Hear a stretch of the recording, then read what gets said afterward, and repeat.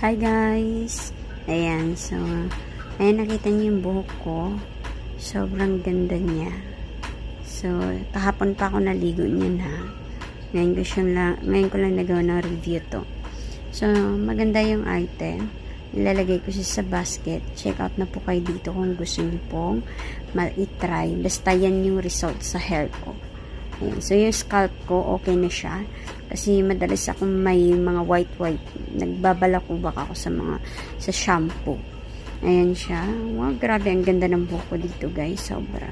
Alam mo yung feeling na, ano siya, yung natural siya na shiny, magaan, malambot, ganon. Iba yung banat ng treatment na to, guys. So, first time ko siyang nagamit. Ayan, si Pantene. Ayan. Sobrang ganda niya. May mga puti, parang bilog-bilog siya sa loob. Tutunawin mo yun sa kamay mo. Or else, diretso mo na sa buhok mo.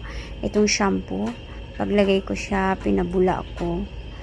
Ang ganda. Tapos pagkabula, tapos scrub konti sa hair, sa scalp. Ayan. Tapos binabad ko konti. Para mag-effect talaga siya. No dandruff na, guys.